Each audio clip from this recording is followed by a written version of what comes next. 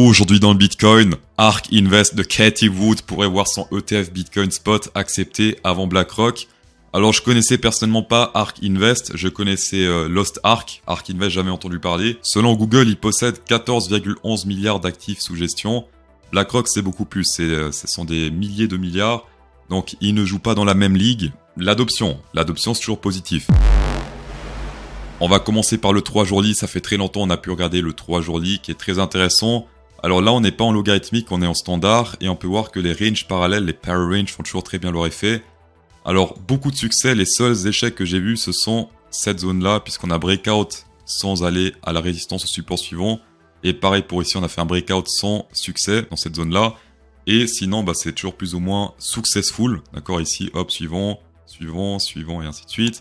Donc ça j'aime beaucoup, donc un breakout de cette résistance même avec une petite bougie très bullish pour la suite puisqu'on pourrait aller jusqu'à environ, ça peut aller très rapidement, jusqu'à environ 35 300 $. Sur le RSI on n'est pas encore sur la résistance. Autre chose très intéressante c'est ce gros support, si on dézoome un peu, c'est quelque chose que j'avais pas pris en compte lors de ce pump. Il y avait pas mal de signes de force mais ça j'ai oublié parce que j'ai pas regardé le 3 jours lit. Et ici on peut voir clairement que cette grosse résistance est transformée en support très solide vu que là, breakout à la hausse, premier rebond solide, et deuxième rebond solide avant d'aller toujours plus haut. Pas de résistance RSI en 3 jours lit, par contre en jour lit, on a quelque chose de plutôt résistant ici, vu que là, un rejet, deux rejets, trois rejets, pour l'instant, on dirait qu'on se fait rejeter une fois plus par ce niveau RSI. Niveau Fibonacci, le premier support est sur les 0,3 et 2, autour des 28 887 $.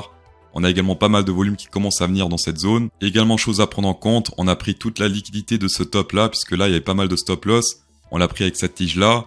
Et du coup, vu qu'on a pris tout l'argent qui est là, théoriquement, on peut prendre une nouvelle décision. Je sais que les tops majeurs Bitcoin aiment bien faire ça. Il suffit de voir par exemple ici, double top légèrement plus haut, comme on l'a fait là, double top légèrement plus haut, avant de se péter la gueule. Double top légèrement plus haut avant de se péter la gueule. La TH, on se rappelle tous, ici, double top légèrement plus haut. Donc tout le monde est en mode, ça y est, on a pété le top précédent, to the moon. Mais en fait, c'était pétage de gueule. Donc attention à ce genre de double top sur le Bitcoin, historiquement. Autre chose intéressante également, on est sur un Shark Bear Special Go potentiel sur le moyen terme. Il est confirmé si on pète ce niveau-là avec une clôture, donc plus ou moins les 30 142 si on clôture en jour lit sous ce niveau. Il est confirmé et la première target des animaux avec Special Go, donc les sharks, les crabes, les gartlets, les trucs comme ça, eh bien c'est 0,68 et là sur l'action price ce serait autour des 27 326 $, donc si on clôture sous ce niveau. Niveau risque récompense, si on prend ce trade avec l'entrée pile poil sur la confirmation, ça serait un petit 2. Sinon on a également le VMC qui a confirmé une divergence bear, donc attention à ça. Faites gaffe, les divergences bear en tendance haussière sont plus risquées que s'ils sont en tendance baissière. Niveau sélection naturelle sur le très court terme, quelques trucs vers les 30 000, également vers les 29 000, et si on dézoome un peu, eh bien c'est clairement plus intéressant au sud, une fois plus ça n'a pas changé par rapport à lundi. Donc ça c'est une zone recherchée par les spéculateurs.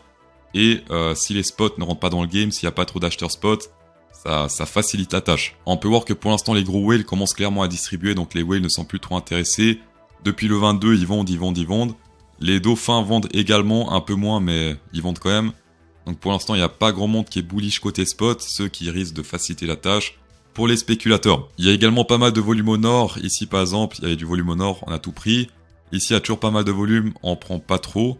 Mais en tout cas, pour les exchanges, c'est très rentable de prendre ce genre de volume. En fort hour candle, la tendance est bien sûr toujours haussière. On est entre les MA 20 et les MA 50. On est sur une petite divergence boule potentielle vu que là, ça descend légèrement sur le RSI, alors que là, c'est pour l'instant tout droit. Confirmé si on ravale une bougie rouge ou bien s'il y a une boule verte qui est affichée ici sur le VMC. Et sinon, le premier support sur le Fibonacci un peu plus haut qu'en jour lit vu que là, c'est autour des 29 481 $. Avec les liens en description, vous pouvez checker jusqu'à 43 500 $ sur les plus gros exchanges, jusqu'à 30 000 et 20% de rabais sur Bybit, jusqu'à 8 000 sur BitGet, 5 000 sur BingX, Bix machin, et 500 sur Binance. Voilà, super.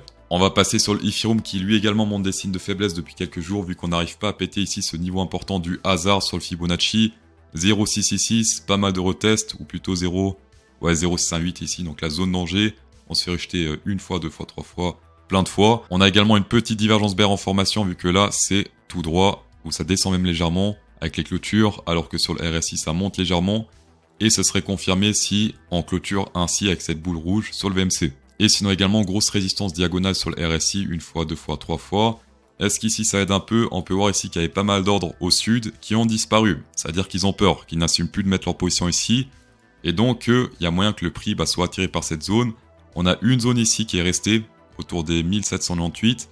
Et ensuite, si on pète cette zone-là, plus grand chose jusqu'à environ, regardez ça, environ 1700 $. Également, faites gaffe cet après-midi à 15h30, volatilité attendue vu que Jérôme Powell va faire un discours aujourd'hui et demain. Alors je m'excuse, aujourd'hui la vidéo sort un peu plus tard que prévu, donc j'espère que vous verrez cette vidéo avant 15h30. Et même pour ceux qui verront ça plus tard, je vous ai déjà prévenu lundi, il faut le savoir. Le gold arrive sur un niveau très intéressant vu qu'on est sur pas mal de points importants qui concordent. On va commencer par le Fibonacci, la zone du hasard. On est entre le 0,58 et 0,66. On est sur un gros support diagonal. Ici, une fois, deux fois, trois fois et pour l'instant 4 fois. On est également sur les MA 200 ou proche des MA 200. Lui, il est un peu moins important, on va dire, vu qu'on a seulement fait 2 backtests qui ont très bien fonctionné. Mais plus dans le passé, c'était un peu moins précis, on va dire. On a également une grosse divergence boule qui est en train de se former vu que là, ça descend alors que là, c'est tout droit sur le RSI. Et en parlant du RSI, regardez ça. Grosse compression sur le RSI qu'on ne voit pas sur l'action price. Alors oui, on peut la tirer théoriquement comme ça, sauf que c'est beaucoup plus petit que sur le RSI. Mon trade va dépendre du côté de ce breakout. Ça fait un truc un peu similaire que le Bitcoin il y a 1 ou 2 semaines en arrière. C'était le 16 juin. On a fait un truc similaire et puis ça breakout à la hausse et ensuite énorme pump à la hausse. Perso, si ça breakout à la baisse, je prends pas. Pourquoi? Parce que je courrais derrière le train et c'est pas bien de courir derrière le train vu que ça descend déjà pas mal. Par contre là, si on rebondit, signe de force, divergence boule confirmée, breakout ce truc à la hausse, divergence boule confirmée, support confirmé, qu'est-ce qu'on a encore? EMA 200 confirmé, dans ce cas, en effet, pour moi ce sera un long plutôt solide. Dans tous les cas, merci d'avoir checké cette vidéo, c'est toujours un plaisir. Insérez un pouce bleu dans cette vidéo pour incrémenter encore plus le plaisir, et bonne soirée.